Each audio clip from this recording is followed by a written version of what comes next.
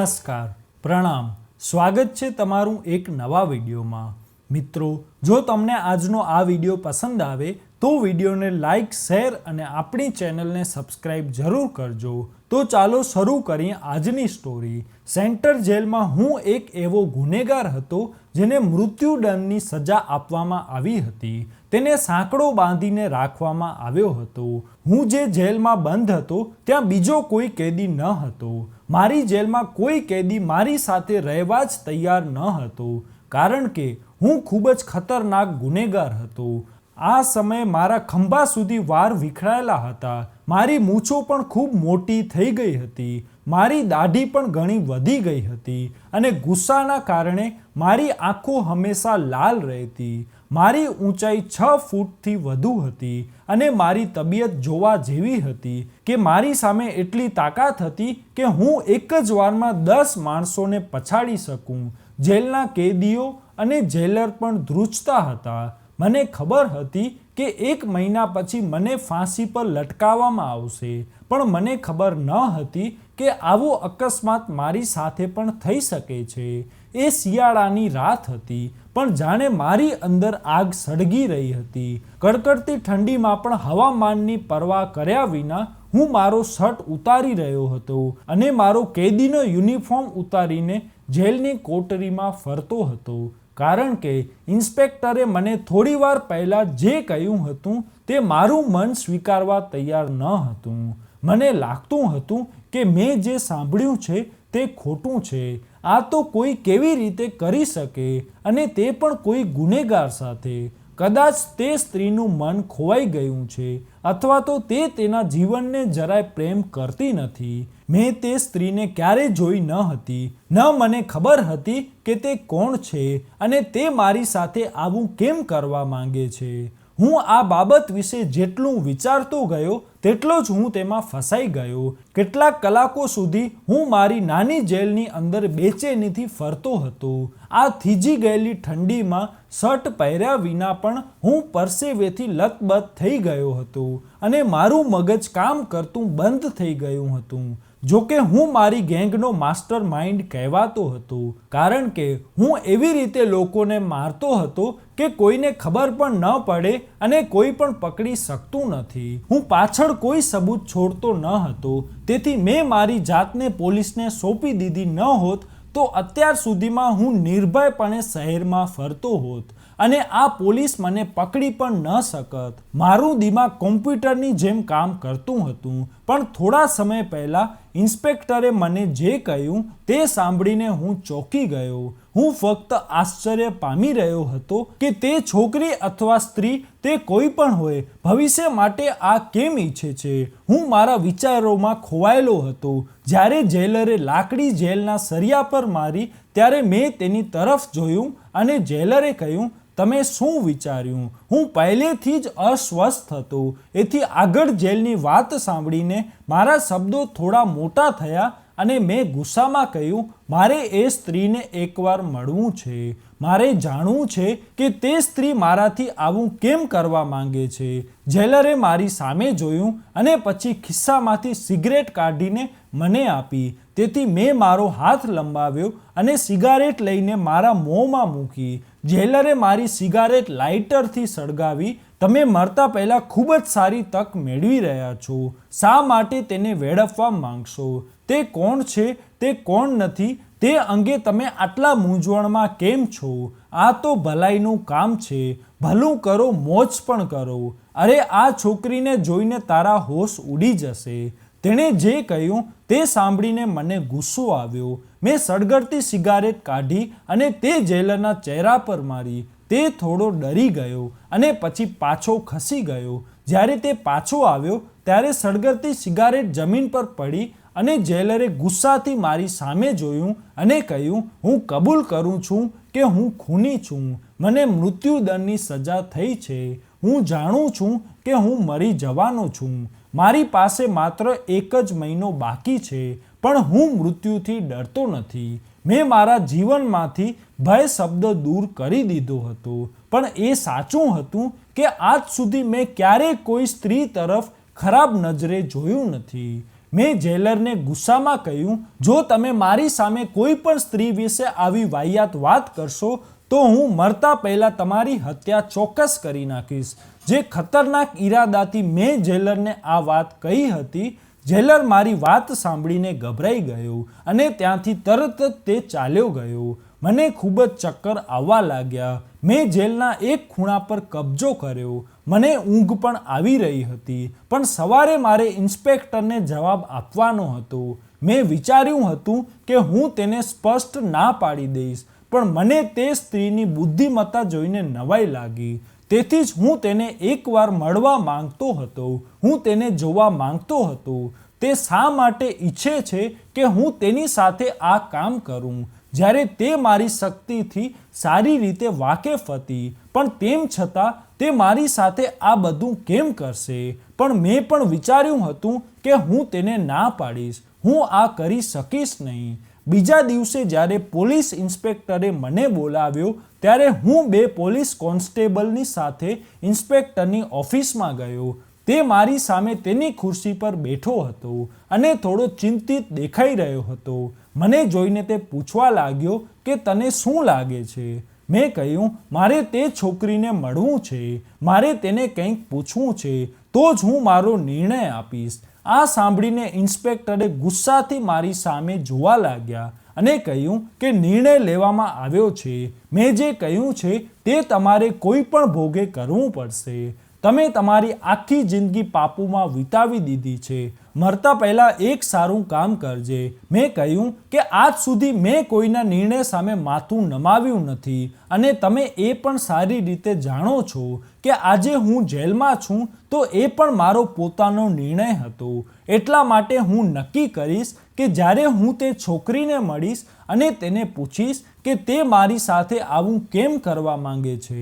મારે જાણવું છે કે તે કેવા ગુનેગાર સાથે છે જેણે આટલી બધી હત્યાઓ કરી છે અને 1 મહિના પછી તેને ફાંસીની સજા પણ થઈ છે. શા માટે તે છોકરી તેની સાથે રાત વિતાવવા માંગે છે? હું કલ્પના પણ કરી શકતો ન હતો કે પોલીસ દ્વારા મને કોઈ રહસ્ય ખોલવા માટે આ કોઈ કાવતરું કરવું પડશે, કારણ કે મેં પોતે મારા દરેક ગુનાની કબૂલાત કરી છે. સામે બેઠેલા ઇન્સ્પેક્ટરે, જેમણે પણ સજા વિશે સાંભળ્યું હતું, તેણે કહ્યું કે ઠીક છે, હું તને તે છોકરી સાથે વાત કરાવીશ, પણ જો તારે ના પાડવાનો હક નથી. મેં તને જે કહ્યું છે તે તારે કરવું જ પડશે. આટલું કહીને તેણે બંને કોન્સ્ટેબલોને કહ્યું કે જ્યાં સુધી હું તે છોકરી કે મહિલાને ન મળું ત્યાં સુધી તેને જેલમાં પૂરો. પણ એક વાત હું સમજી શકતો ન હતો કે આ ઇન્સ્પેક્ટર મારા પર આ બધું કરવા માટે આટલું બધું દબાણ કેમ કરી રહ્યો હતો. થોડા કલાકો રાહ જોયા પછી એક છોકરી 2 લેડીઝ કોન્સ્ટેબલો સાથે મારી જેલમાં આવી. એ છોકરીને જોઈને હું આંખો મીચવાનું ભૂલી ગયો. તે ખૂબ જ સુંદર અને યુવાન છોકરી હતી. તેની ઉંમર વધુ ન હતી. તે લગભગ 23 થી 24 વર્ષની હતી. તેને જોઈને મારા મનમાં અનેક સવાલો ઉઠવા લાગ્યા કે આ યુવાન અને નાજુક છોકરી તેના પ્રતિબિંબ માટેના મારા જુસ્સાને કેવી રીતે સહન કરી શકશે. તે છોકરીની બુદ્ધિમત્તા જોઈને હું આશ્ચર્યચકિત થઈ ગયો. તે મારી શક્તિ અને તેની પોતાની શક્તિથી સારી રીતે વાકેફ હતી. તેમ છતાં તે આ બધું ઈચ્છતી હતી. સૌથી ખતરનાક ગુનેગારો પણ મને જોઈને ડરી જાય અને આ નાજુક છોકરી મારી સાથે હલાલા કરવા માંગતી હતી. તે 1 મહિના સુધી મારી કંપનીમાં રહેવા માંગતી હતી, કારણ કે હું જાણતો હતો કે કોઈ સ્ત્રી મને સહન કરી શકશે નહીં. મેં છોકરી તરફ ધ્યાનથી જોયું અને જોયું કે તે કદાચ ખૂબ રડી રહી હતી, કારણ કે તેની આંખો સૂજી ગઈ હતી. તે મારી જેલમાં પ્રવેશી. તે પોલીસ કોન્સ્ટેબલ પણ અંદર આવવા લાગી. તેથી મેં તેમને ના પાડી અને કહ્યું, મારે આ છોકરી સાથે એકલામાં વાત કરવી છે. તમે લોકો ઈચ્છો તો જેલને બહારથી તાળું મારીને બહાર નીકળી શકો છો. યુવતી જેલની અંદર રાખેલી ખુરશી પર બેઠી હતી, પણ તેની આંખો નીચી હતી. અત્યાર સુધી તેણે મારી તરફ જોયું પણ ન હતું. મેં તેને ગુસ્સામાં બોલાવી અને કહ્યું, સાંભળ, તું મારી સાથે હલાલા કેમ કરવા માંગે છે અને તારા પતિ મારી સાથે આ બધું કેવી રીતે કરવા રાજી થયા? મારા સવાલ પર પણ તે ચૂપ રહી. હું તેની પાસે ગયો અને કહ્યું કે મેં તને કંઈક પૂછ્યું છે, તું મને જવાબ કેમ નથી આપતી? તું મારી સાથે હલાલા કેમ કરવા માંગે છે? તે છોકરીએ ખૂબ જ ઉદાસ શબ્દોમાં કહ્યું, તને શું ચિંતા છે? જોકે તેણે હજુ સુધી તેની આંખો ઊંચી કરી ન હતી. કદાચ તેની આંખો આંસુઓથી ભરાઈ ગઈ હતી, જે તે મને બતાવવા માંગતી ન હતી. મેં કહ્યું, તમે કદાચ મારા વિશે જાણતા નથી. તેણે કહ્યું, હું બધું જ જાણું છું. મારા પતિએ મને બધું કહ્યું છે. કારણ કે મારા પતિ બીજું કોઈ નહીં પણ એ જ ઇન્સ્પેક્ટર છે જે તમને આ કામ કરવા માટે કહે છે. તેની પાસેથી આ સાંભળીને હું તો ચોંકી ગયો અને હવે મને સમજાયું કે ઇન્સ્પેક્ટર મને શા માટે તેનો નિર્ણય કહે છે. મેં કહ્યું કે હું તમારી સાથે હલાલા નહીં કરી શકું. મારી વાત સાંભળીને તેણે અચાનક મારી તરફ જોયું, જેના કારણે તેની આંખોમાંથી આંસુ નીચે આવી ગયા અને તેના પ્રશ્ન પર મેં તેને કહ્યું, તું હજી યુવાન છો, કેમ મરવા માંગે છે? તું મને સહન કરી શકતી નથી. મારું નિવેદન સાંભળીને તેનો ચહેરો અચાનક નિસ્તેજ થઈ ગયો. તેમ છતાં તે કહેવા લાગી, હું તમારી સાથે લગ્ન કરવા માંગુ છું. મેં કહ્યું, થોડુંક વિચાર. મેં આજ સુધી ક્યારેય કોઈને દયા બતાવી નથી. મેં ઘણા ખૂન કર્યા છે. મારી પાસેથી દયાની અપેક્ષા ન રાખતી. આથી સમજી વિચારીને નિર્ણય લે કે મારો હેતુ એ છોકરીને રિજેક્ટ કરવાનો હતો, પણ તેને જોયા પછી ખબર નહીં કેમ હું તેને રિજેક્ટ ન કરી શક્યો. તેની સુંદરતામાં પોતાનો દાખલો બેસાડતી હતી.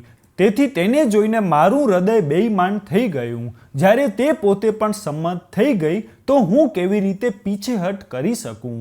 મેં કહ્યું, ઠીક છે, જો તમને આની સામે કોઈ વાંધો નથી તો મને શું વાંધો છે?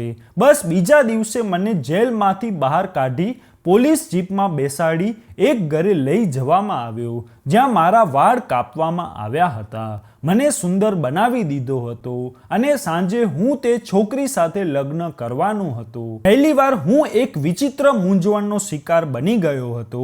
અત્યાર સુધી મારા મનમાં એક જ પ્રશ્ન ઘૂમરાઈ રહ્યો હતો કે માત્ર હું જ કેમ મળ્યો હતો તે છોકરીને હલાલા માટે. એ જ ઘરના રૂમમાં દુલ્હન બનીને બેઠી હતી, જ્યાં હું ભાગી ન શકું તે માટે ભારે પોલીસ બંદોબસ્ત ગોઠવવામાં આવ્યો હતો. ત્યાં મારા અને તે છોકરી સિવાય અંદર કોઈ ન હતું. જ્યારે હું તે ઘરમાં તેના રૂમમાં પ્રવેશ્યો ત્યારે તે છોકરી દુલ્હનના વેશમાં બેઠી હતી. હું કલ્પના પણ કરી શકતો ન હતો કે મારી ફાંસીના 1 મહિના પહેલાં લગ્ન થઈ જશે. હું રૂમમાં પ્રવેશ્યો, દરવાજો બંધ કર્યો અને છોકરી પાસે બેઠો. જોકે તે ખૂબ જ સાદગીથી સજ્જ હતી, પરંતુ આ સાદગીમાં પણ તે મુશ્કેલી ઊભી કરી રહી હતી. તે સમયે તે થોડી ડરેલી પણ લાગતી હતી. મને પહેલીવાર લાગ્યું કે મારા દિલમાં પણ હૃદય છે. આ પહેલીવાર હતું જ્યારે હું કોઈ છોકરી સાથે તેના પતિ તરીકે બેઠો હતો. આજ સુધી મેં 3 મહિલાઓની હત્યા કરી હતી, ચોરી લૂંટફાટ કરી, અનેક યુવકોની હત્યા પણ કરી અને ક્યારેય કોઈને પ્રેમ નથી કર્યો. તેથી જ હું સમજી શકતો ન હતો કે શું કરવું અને શું ન કરવું. એ મારા ડાબા હાથની રમત હતી, પણ આ બધામાં હું સાવ બહેરો થઈ ગયો હતો. પ્રેમની અભિવ્યક્તિ કરી રહ્યો હતો.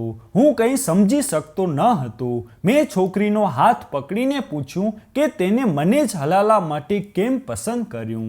છોકરીએ કહ્યું, હું તને અત્યારે કંઈ કહી શકું તેમ નથી, પણ જરૂર પછી કહીશ. મેં કહ્યું, તમે હલાલા કેમ કરવા માંગો છો? એકવાર તને છોડી દીધી, તેણે ન વિચાર્યું કે તે હલાલા પછી ફરી તને નહીં છોડે. તેણે કહેવાનું શરૂ કર્યું કે આ તમારી સમસ્યા નથી. મને તેની આ વાત પર ગુસ્સો આવવા લાગ્યો. મારી જાત પર કોઈ નિયંત્રણ ન હતું. મને ખૂબ જ ઝડપથી ગુસ્સો આવી ગયો. તેથી મેં તેનો દુપટ્ટો ઉતારીને ફેંકી દીધો અને તેને થોડો પકડીને તેનો ચહેરો ઊંચો કરીને તેને કહ્યું, શું તમે જાણો છો મેં આજ સુધી કોઈની સાથે લગ્ન કેમ નથી કર્યા? કારણ કે મને લાગતું હતું કે મારી છાતીમાં હૃદય નથી. ત્યાં માત્ર એક મશીન છે જે મારા શરીરને જીવંત રાખે છે.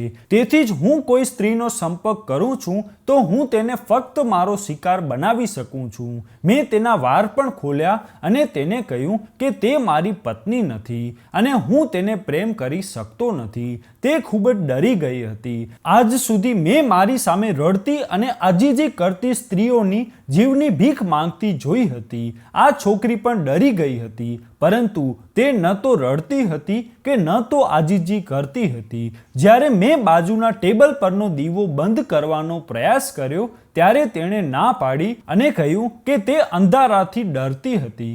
પરંતુ મને ખબર ન હતી કે તે રાત જ્યારે હું જાગી ગયો ત્યારે હું માથું પકડીને બેઠો હતો. એવું લાગતું હતું કે મેં અત્યાર સુધી જે જીવન જીવ્યું છે તે એટલું દુઃખદાયક ન હતું જેટલી આ રાત પીડાદાયક હતી. હું તરત જ વોશરૂમમાં ગયો. ઠંડા વાતાવરણમાં પણ હું મારા કપડાં સાથે શાવર નીચે ઊભો રહ્યો. ગુનેગાર હોવા છતાં મારી આંખોમાંથી આંસુ વહી રહ્યા હતા. આજે જાણે મારા હૃદયમાં લાગેલા ઘા ફરી ફાટી ગયા હતા. મારી નજર સામે મારી ભૂતકાળની જિંદગી આવવા લાગી અને હું મારી માતાની દવા માટે પૈસાની ભીખ માંગતો શેરીઓમાં ઉગાડા પગે રખડતો હતો. મને મદદ કરે એવું કોઈ ન હતું. લોકોના હાથ પકડીને હું કહી રહ્યો હતો કે ભગવાન ખાતર મને 500 રૂપિયા આપો, કૃપા કરીને કોઈ મારી વાત સાંભળો. ત્યારે એક ડ્રાઈવર આવ્યો અને કહ્યું જો હું તેને કહ્યું માનું તો તે મને 500 રૂપિયાના બદલે 2000 રૂપિયા આપશે. તે માણસની વાત સાંભળીને હું તો ખુશ થઈ ગયો અને તેણે મને તેની કારમાં બેસાડ્યો અને એક અજાણી જગ્યા પર લઈ ગયો અને પછી તેણે મને કારમાં તેની હવસનો શિકાર બનાવ્યો અને તેણે મને ખૂબ જ ખરાબ રીતે ત્રાસ આપ્યો. હું માત્ર 13 વર્ષનો હતો અને તે જ 13 વર્ષની ઉંમરે માણસનું આવું રૂપ જોયું હતું. હું એવી હાલતમાં હતો કે હું પ્રાણીઓને પણ પાછળ છોડી દઉં અને ચાલવા પણ સક્ષમ ન હતો. તેણે મને 2000 આપ્યા અને ચહેરા પર અણગમતું સ્મિત સાથે કહ્યું જો તને વધુ પૈસા જોઈએ છે તો મને અહીં મળજે. જો તું મને ખુશ કરીશ તો હું પણ તને ખુશ રાખીશ. આટલું કહીને તે ત્યાંથી ચાલ્યો ગયો. મેં 13 વર્ષની ઉંમરે જે જુલ્મ સહન કર્યો હતો તે મારા આત્માને ઘાયલ કરી નાખી. માતાની દવા લીધા પછી હું રડતો રડતો ઘરે પહોંચ્યો તો મારી બહેન જોર જોરથી રડી રહી હતી કારણ કે માં મરી ગઈ હતી. મારા હાથમાંથી દવા પડી ગઈ. જો હું તમારી દવા લઈને આવ્યો છું માં ઉઠો. પરંતુ મારી માતા તો મરી ગઈ હતી. હું અને મારી બહેન લાચાર અને અનાથ બની ગયા હતા. અમારી પાસે ખાવા માટે પૈસા બચ્યા ન હતા. તેથી અમે રસ્તા પર ભીખ માંગવાનું શરૂ કર્યું. પરંતુ એકવાર એક યુવાન છોકરાએ મારી બહેન સાથે ખરાબ વર્તન કરવાનું શરૂ કર્યું. હું તેના પર ગુસ્સે થવા લાગ્યો. મેં કહ્યું મારી બહેનની છેડતી ન કરો નહીં તો હું તમને નહીં છોડું. આજે હું તારી બહેનને તારી સામે ઉજાગર કરીશ. જે તે છોકરો મારી બહેનને ચીડવતો હતો. તે સમયે શેરીમાં કોઈ માણસ ન હતા. અમે બંને ભાઈ બહેન શેરીના ઘરોના દરવાજા ખખડાવતા ભીખ માંગતા હતા. તે જ છોકરાએ ઘરનો દરવાજો ખોલીને અમને બંનેને જોયા. ત્યારે તેણે મારી બહેનનો હાથ પકડીને તેને ઘરની અંદર ખેંચી લીધી. જ્યારે મેં છોકરાને પાછળ હટવાનું કહ્યું ત્યારે તે મને અને મારી બહેનને બળજબરીથી તેના ઘરની અંદર લઈ આવ્યો અને પછી તેણે મારા બંને હાથ મારી પીઠ પાછળ બાંધી દીધા અને મને ખૂણામાં બેસાડ્યો અને મારી નજર સામે તે મારી બહેન સાથે ખરાબ કરતો રહ્યો. હું બૂમો પાડતો રહ્યો, મારી બહેનને કોઈ બચાવો. તે માણસનો જુલ્મ સહન ન કરી શકી અને તેથી તેનું મૃત્યુ થયું. હું મારા હાથ છોડવા માટે ગુસ્સા અને દ્વેષ સાથે મારી બધી શક્તિનો સતત ઉપયોગ કરી રહ્યો હતો અને મારે તે વ્યક્તિને મારી નાખવો હતો. મારા સતત પ્રયત્નોથી તે વ્યક્તિ મારી બહેનની લાશ જોઈને ડરી ગયો એટલે તેનું ધ્યાન મારા તરફ ન હતું. મેં રૂમમાં રાખેલો સળિયો ઉપાડ્યો અને તેના માથા પર માર્યો. તે લોહીલુહાણ થઈને મરી ગયો. પરંતુ મારો ગુસ્સો ક્યારેય સમાપ્ત થયો ન હતો. આ મારી પ્રથમ હત્યા હતી જે મેં 15 વર્ષની ઉંમરે કરી હતી. મારી બહેન મરી ગઈ હતી. જ્યારે મેં મારી બહેનને દફનાવી ત્યારે હું છેલ્લી વાર રડ્યો. તે પછી લોકો સામે હાથ ફેલાવીને ભીખ માંગવાના બદલે મેં લોકોના પાકીટ ચોરવાનું શરૂ કર્યું. જેમ જેમ સમય વીતતો ગયો તેમ તેમ મારા હાથ સાફ થવા લાગ્યા. હું કોઈની પાસેથી પસાર થઈને તેના ખિસ્સા ખાલી કરતો ને 18 વર્ષની ઉંમરે એક મોટરસાઇકલ સવારનો મોબાઈલ ફોન છીનવીને બીજી હત્યા કરી. તે મને તેનો મોબાઈલ આપતો ન હતો. જોકે મારા મિત્રએ કહ્યું હતું કે તે ફક્ત તેને ડરાવવા માટે હતો, પરંતુ મને તે વ્યક્તિ પર ગુસ્સો આવવા લાગ્યો, તેથી જ મેં તેને મારી નાખ્યો. તે સમયે હું ખૂન કરવા માટે ખૂબ જ ડરતો હતો, કારણ કે તે માણસનો કોઈ દોષ ન હતો. પરંતુ જ્યારે મારા ગેંગના બોસને ખબર પડી કે હું ગુસ્સામાં કંઈ પણ કરું છું, ત્યારે તે મારો હાથ પકડીને મને બીજા માણસ પાસે લઈ ગયો, જે વ્યક્તિ મને હત્યા માટે લાખો રૂપિયા આપવા તૈયાર હતો. તે પછી આ કામ કરવાનું શરૂ કરી દીધું હતું. મારું મન એટલું તેજ હતું કે મેં હત્યા કર્યા પછી કોઈ પણ સબૂત છોડતો નહીં. પરંતુ છેલ્લી હત્યાએ મારા અંતર આત્માને હચમચાવી નાખ્યો હતો. હકીકતમાં તે વ્યક્તિ તેનું ઘર વેચવા તૈયાર ન હતો અને મારા માલિકને તેની જમીન ગમે તે ભોગે જોઈતી હતી, કારણ કે તે જમીનની કિંમત ઘણી બધી વધી ગઈ હતી અને મારો માલિક ત્યાં મોલ બનાવવા માંગતો હતો.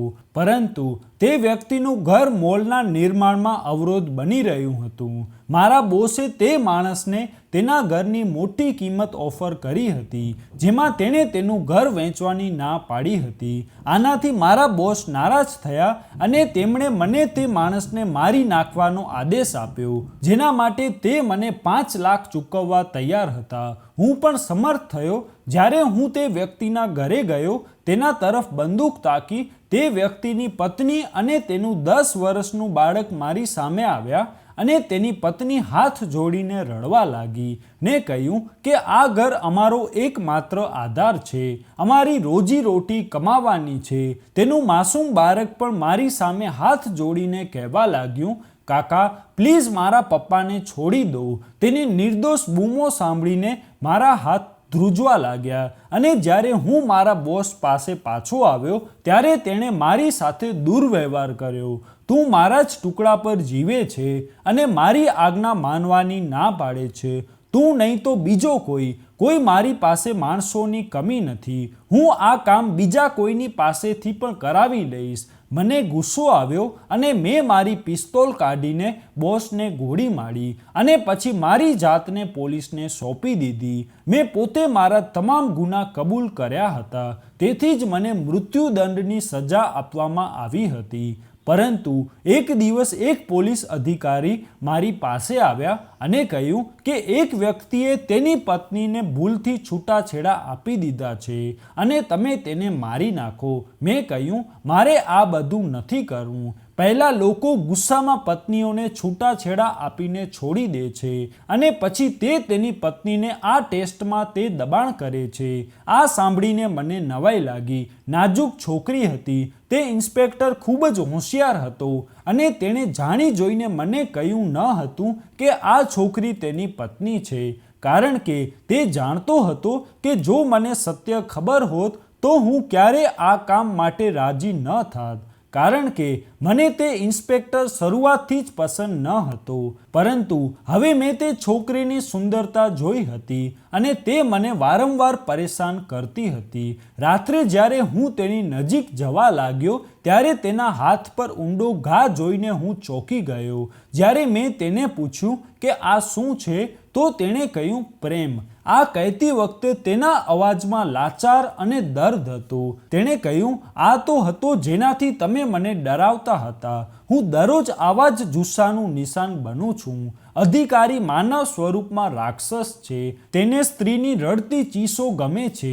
તેથી જ્યારે પણ તે મારી નજીક આવે છે અને મારી સાથે ખરાબ કરે છે, જ્યાં સુધી હું ચીસો નહીં પાડું ત્યાં સુધી તેને રાહત થતી નથી અને મારી રડતી ચીસો સાંભળવા માટે તે સળગતી સિગારેટથી મારા શરીરને બાળી નાખે છે અને કહે છે, આ મારો પ્રેમ છે જે તારે સહન કરવો પડશે. તે છોકરીની વેદના જોઈને મારા પર થયેલા વેદના મને યાદ આવી ગઈ. 13 વર્ષની ઉંમરે મારી સાથે જે પીડા થઈ હતી તે હું સારી રીતે સમજી શકતો હતો. મેં તે રાતે તેને કશું કહ્યું નહીં. મેં જોયું કે તેની ગરદન પાસે પણ નિશાન હતા જેમાંથી હજુ પણ થોડું લોહી નીકળી રહ્યું હતું. તે વ્યક્તિએ તેને છૂટાછેડા આપી દીધા અને પછી મને હલાલા કરવાનું કહ્યું. જ્યારે મેં ના પાડી તો તેણે મારા પર આ કર્યું. તેણે કહ્યું, તમારામાં મને નકારવાની આટલી હિંમત છે. હવે તમે જુઓ, હું તમને એવા ગુનેગારની સામે મૂકીશ કે જેનાથી અમારું આખું પોલીસ વિભાગ ડરે છે. તેનું શરીર ખૂબ જ ભારે છે અને તે એકદમ પાગલ જંગલી જેવો દેખાય છે. તે માણસના રૂપમાં ચાલતું જાનવર છે જેને કોઈની પણ દયા નથી. હવે હું તેને તમારી સાથે હલાલા કરાવીશ તો જ તને ખબર પડશે કે વાસ્તવિકતા શું છે. અને જો તું હવે ના પાડીશ તો હું તારી સાથે તારા વૃદ્ધ પિતાની હાલત પણ ખરાબ કરી દઈશ. તે કહીને ચૂપ થઈ ગઈ કે હું મારી જાત પર કોઈ જુલ્મ સહન કરી શકું છું પણ મારા પિતા પર નહીં. મેં કહ્યું, તું આ બધું અત્યાચાર કેમ સહન કરે છે? તું તારા પપ્પા પાસે જઈને સાચી વાત કે હું આ કરી શકતી નથી. તેણે કહ્યું, મારા પિતાજી બહુ ગરીબ છે. અમે 3 બહેનો હતી અને અમારો કોઈ ભાઈ ન હતો. મારા પિતાએ ખૂબ જ મુશ્કેલીથી તેની ક્ષમતા મુજબ અમારા ત્રણેયના લગ્ન કર્યા અને હવે તે વૃદ્ધાવસ્થાથી પીડાઈ રહ્યા છે.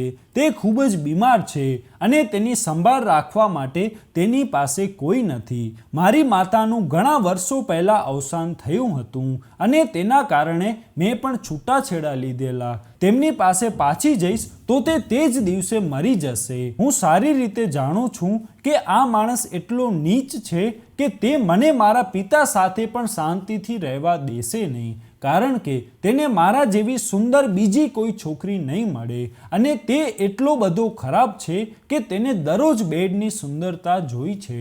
મારી પાસે તેના અત્યાચારો સહન કરવા અને તેની શરતોને સ્વીકારવા સિવાય કોઈ વિકલ્પ નથી. સવાર પડતા જ અધિકારી ઘરમાં પ્રવેશ્યા અને ખુશીથી કહેવા લાગ્યા કે હલાલા બરાબર થઈ ગયું છે ને અને તેની તબિયતમાં સુધારો થયો હશે. ઓ નીચ! તે મને પોતાના જેવો જલ્લાદ માનતો હતો પણ સંજોગોએ હું ગુનેગાર બનવા મજબૂર હતો. મેં તેનો ચહેરો જોયો. તરત જ મારી અંદર નફરતની આગ ભભૂકી ઉઠી. એટલે જ મેં પહેલેથી જ મારા હાથમાં ધારદાર છરી પકડી રાખી હતી. મેં તેના પર હુમલો કર્યો અને તેનું મોત આપી દીધું. મને ફાંસી આપવામાં આવશે જ, તેથી મેં તે છોકરીને દુઃખમાંથી તો મુક્ત કરી દીધી. કદાચ મારું આ કામ ભગવાન તરફથી મારી ક્ષમાનું કારણ બની ગયું હશે. જે આપણા સમાજમાં ખતરનાક ગુનેગાર બની જાય છે તેની પાછળ એક દુઃખદ વાર્તા હોય છે.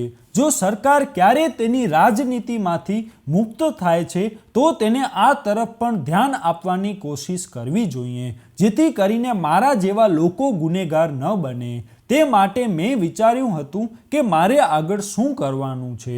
ખબર નહીં કેમ હવે હું જિંદગીને પ્રેમ કરવા લાગ્યો. મારે જીવવું હતું. મારે એ છોકરી માટે જીવવું હતું. હું તેના જીવનને ખુશીના રંગોથી ભરવા માંગતો હતો.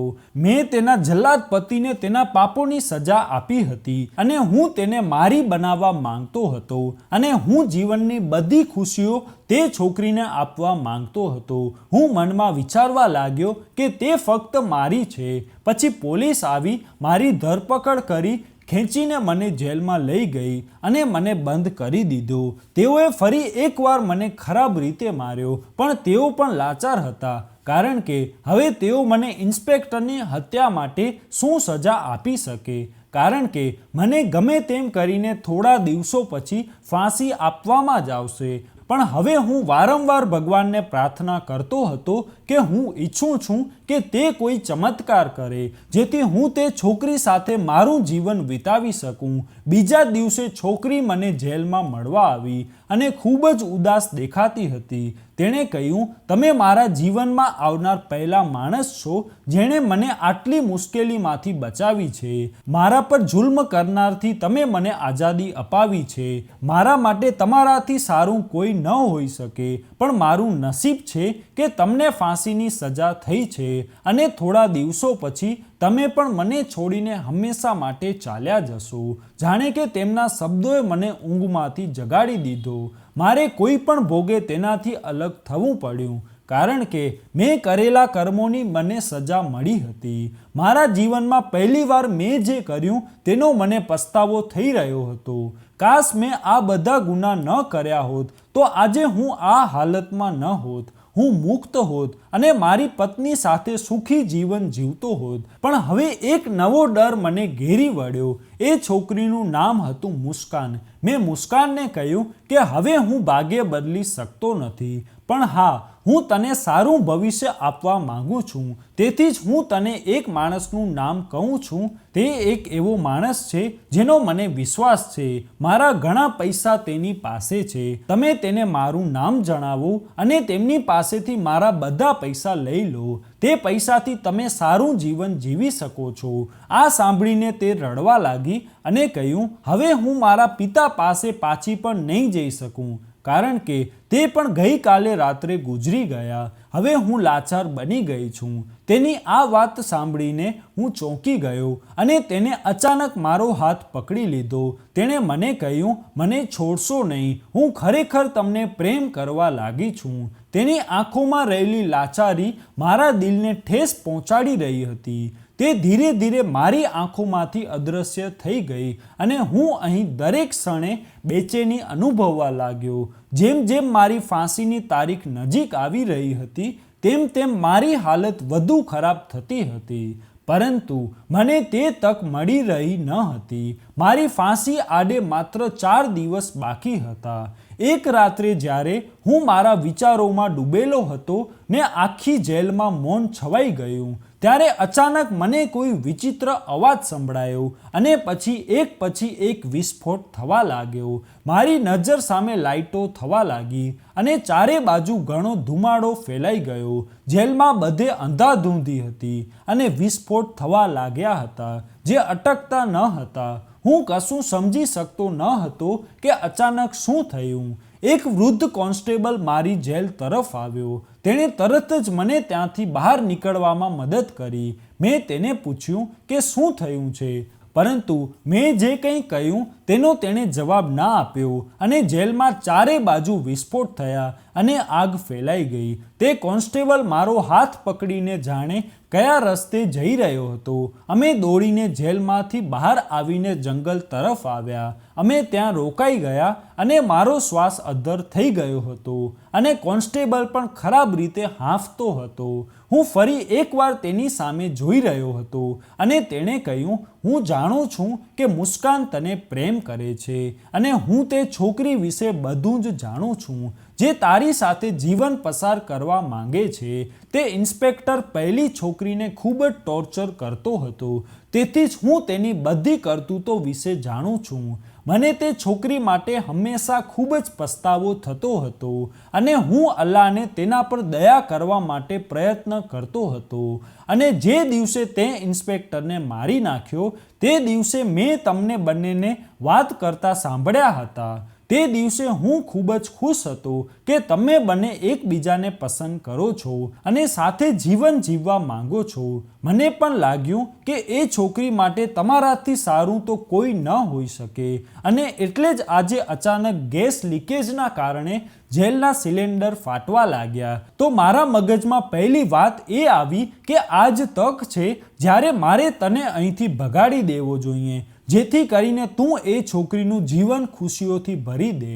પહેલા કોન્સ્ટેબલની આ વાત સાંભળીને મને ખૂબ આનંદ થયો અને કોન્સ્ટેબલ કહેવા લાગ્યા કે હવે તું ફ્રી છે. મુસ્કાન પાસે જા અને તેને અહીંથી લઈને ક્યાંક દૂર ચાલ્યો જા. હું ત્યાંથી ભાગવા લાગ્યો પણ અચાનક મારા મનમાં એક વિચાર આવ્યો ને ફરીને પહેલા કોન્સ્ટેબલને કહ્યું, પરંતુ બાદમાં જ્યારે અધિકારીઓને ખબર પડી કે હું જેલમાંથી ભાગી ગયો છું અને જો તેઓને ખબર પડશે કે તમે મને આ કામમાં મદદ કરી છે તો તમારું શું થશે?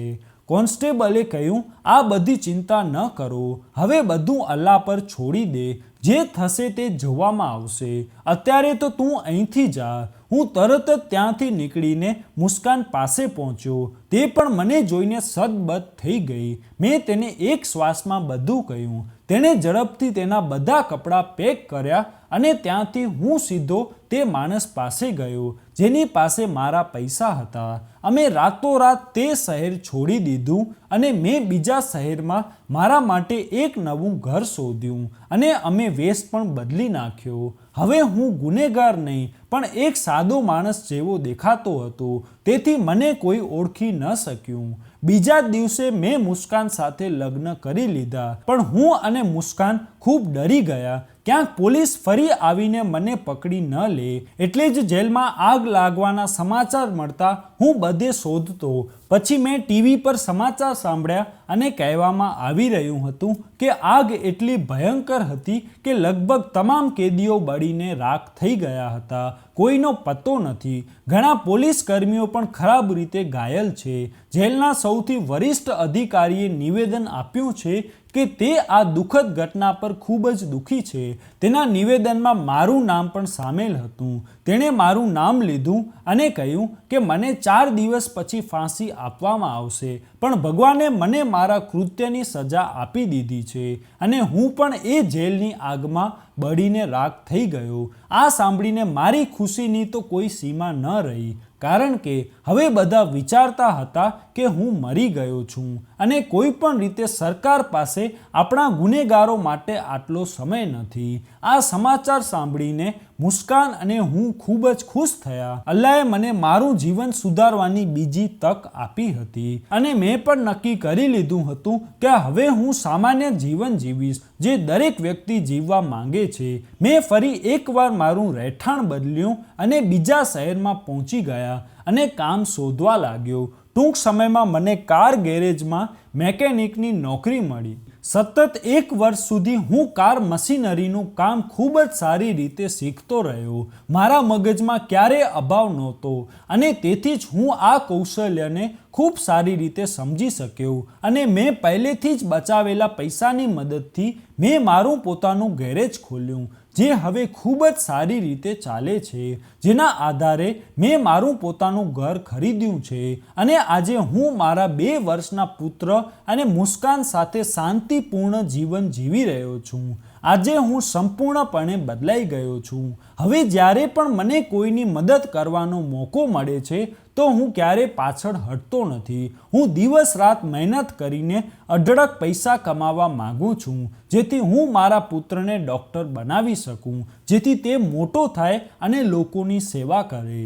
તો મિત્રો, આજની આ સ્ટોરી તમને કેવી લાગી કોમેન્ટમાં જરૂર જણાવજો અને જો વિડીયો પસંદ આવ્યો હોય તો વિડીયોને લાઇક, શેર અને આપણી ચેનલને સબસ્ક્રાઈબ જરૂર કરજો. જય શ્રી કૃષ્ણ.